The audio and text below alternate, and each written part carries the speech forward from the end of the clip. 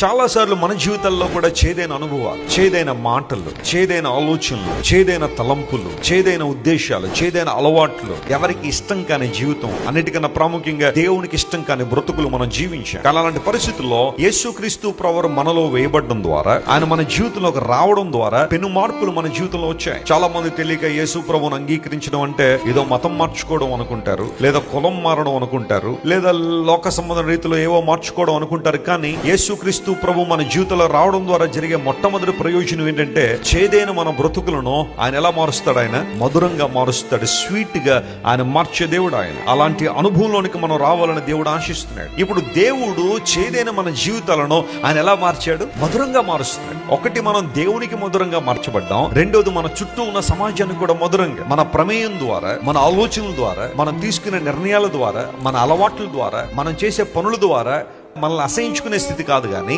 అనేక మంది దీవెనకరంగా, ఆశీర్వాదకరంగా మన జీవితాలు మారాలనే దేవుడు ఆశిస్తున్నాడు. కానీ యేసు ప్రభు వారు మన కోసం నరకబడి, ఆయన సిలువలో తన ప్రాణాన్ని అర్పించి, తన రక్తాన్ని మన కోసం కార్చి, అమూల్యమైన తన ప్రేమను మన పట్ల వ్యక్తీకరించి, ఆయనలో మనలో కలిసిపోవాలని, మనలో ఇమిడిపోవాలని ఆశించి, చేదైన మన బ్రతుకులను మధురంగా మార్చాలనే ప్రభువు మనలో కలపబడ్డాడు.